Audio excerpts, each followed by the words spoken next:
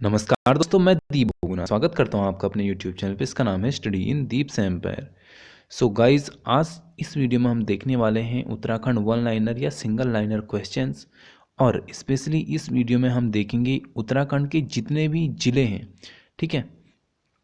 तो इन सभी ज़िलों के बारे में हम यहाँ पे करेंगे विस्तृत अध्ययन। इसके बाद मैं आपको बताऊँगा उत्तराखंड के मंदिरों के बारे में। और यहाँ पे जो सीरीज़ चलेगी हमारी, ये चलेगी, देखिए आप, इतने पार्ट्स में, ठीक है। इतने पार्ट्स में ये सीरीज़ डिवाइड है। तो सबसे पहले हम देखेंगे उत्तराखंड के सभी जनपदों के बारे में, इसके बाद मंदिर, फिर संपूर्ण इतिहास देखा जाएगा उत्तराखंड का, सिर्फ सिंगल लाइनर में, ठीक है। वन लाइनर क्वेश्चन होंगे, जैसे कि आपको जो एग्जाम में बेसिकली देखने को मिलते हैं, सीधे इंपॉर्टेंट क्वेश्चन लूँगा बस, ठीक है।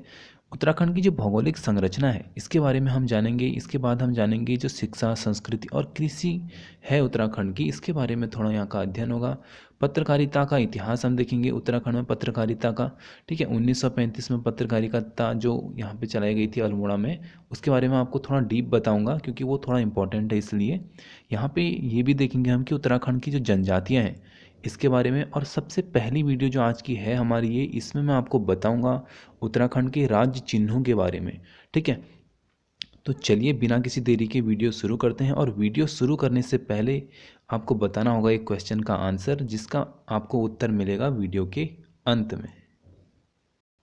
तो यहाँ पे क्वेश्चन आपके लिए ये है, 1935 में किस पत्र का प्रकाशन अल्मोड़ा से किया गया था, ठीक है। मेन इंपॉर्टेंट यहाँ पे ये है कि किस पत्र का जो प्रकाशन था वो अल्मोड़ा से किया गया था। तो मेरे को आपको बताना है, 4 ऑप्शन आपके पास है, आप कमेंट सेक्शन में अपना आंसर बता सकते हो। इसका जो आपको सही उत्तर मिलेगा, ये मिलेगा वीडियो के अंत में। चलिए शुरू करते हैं आज की वीडियो शुरू। तो यहाँ पे उत्तराखंड राज्य के प्रतीक चिन्ह, यहाँ पे आप देखो कि उत्तराखंड शासन द्वारा जो प्रतीक चिन्हों का निर्धारण किया गया था, वो किया गया था 2001 में, ठीक है।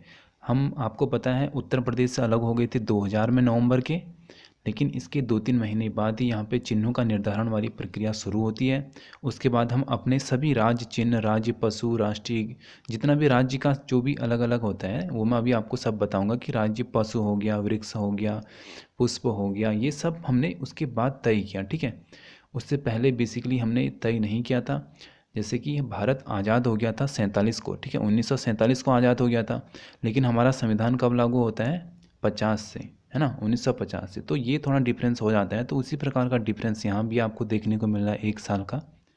तो चलिए पहले शुरू करते हैं कि जो राज्य चिन्ह हैं हमारे, ठीक है, इनकी बात सबसे पहले मैं आपको बताऊंगा। और मैं साथ में आपको इसका डायग्राम भी दिखाऊंगा, जिससे कि आप इनको समझ पाएँ और आपको समझने में आसानी हो। तो उत्तराखंड का राज्य चिन्ह, राज्य चिन्ह बताने से पहले मैं आपको पहले ये बताता हूँ कि राज्य चिन्ह किसको कहते हैं। तो जो शासकीय कार्यों के लिए जिन चिन्हों का प्रयोग किया जाता है, वो क्या कहलाते हैं, राज्य चिन्ह कहलाते हैं, ठीक है। जैसे कि जब आपकी जॉब लग जाएगी वीडियो में, या जो भी जिस एग्ज़ाम की आप तैयारी कर रहे हो उस एग्ज़ाम में, तो आपको जो प्रपत्र मिलता है वहाँ से, तो उसमें जो है कि उत्तराखंड शासन, यानी उत्तराखंड शासन के अधीन उसका राज्य चिन्ह आपको वहाँ पे देखने को मिलता है। तो उसको देख के आप ये पहचान सकते हो कि किस राज्य का है, ठीक है। सिर्फ चिन्ह को देख के आप बता सकते हो कि कौन सा चिन्ह किस राज्य का है। ये हर स्टेट का अलग अलग होता है, और भारत यानी पूरे देश का अलग होता है। अब इसके बाद अगर मैं थोड़ा आगे बात करूँ, तो जो हमारा राज्य चिन्ह है, ठीक है, यानी उत्तराखंड का जो राज्य चिन्ह है, वो क्या है कि राजकीय चिन्ह हीरे के आकार का, ठीक है। अभी मैं आपको इसका डायग्राम भी दिखाऊंगा, लेकिन पहले मैं आपको थोड़ा इसके बारे में बता देता हूँ। तो ये क्या है कि हीरे के आकार का समचतुर्भुज, ठीक है। कैसा प्रतीत होता है ये, समचतुर्भुज, ठीक है, समचतुर्भुज जैसा प्रतीत होता है। राज्य चिन्ह में 3 पर्वत चोटियाँ दिखाई जाती हैं, ठीक है। इसमें क्या है कि हमको 3 पर्वत चोटियाँ दिखाई गई हैं, जिसमें बीच में क्या है कि लाल पृष्ठ में अशोक की लाट, ठीक है, बहुत इंपॉर्टेंट है, अशोक की लाट अंकित है।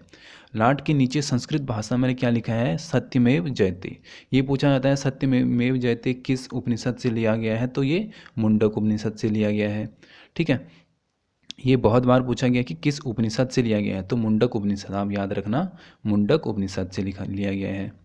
इसके बाद अगर मैं थोड़ा आगे आपको बताऊं, तो पृष्ठ पर क्या है कि लाल रंग का शहीद राज्य आंदोलन, जो कि शहीद हुए हैं हमारे आंदोलनकारियों के, उनके रक्त का प्रतीक है। यानी जितने भी आंदोलनकारी हैं, जैसे कि आप उत्तराखंड, आप वैसे आपको पता होगा कि बहुत फेमस रहता है आंदोलनों के लिए, ठीक है। जैसे कि सबसे मोस्ट पॉपुलर आंदोलन आपको पता होगा चिपको आंदोलन, ठीक है। तो यहाँ पे बेसिकली उनको श्रद्धांजलि देने के लिए या उनकी स्मृति में यहाँ पे क्या है कि पृष्ठ पर क्या है, लाल रंग का शहीद राज्य चिन्ह आंदोलनकारियों के रक्त का प्रतीक है, ठीक है, यानी वो उनको प्रदर्शित करता है। इसके बाद अगर मैं थोड़ा आगे आपको बताऊं तो राज्य चिन्ह के बीच वाले भाग में क्या है कि श्वेत पृष्ठ पर 4 जलधाराओं के को नीले रंग में दिखाया गया है, ठीक है। अभी मैं आपको इसका डायग्राम दिखाऊंगा, तब आप ठीक से समझ जाओगे।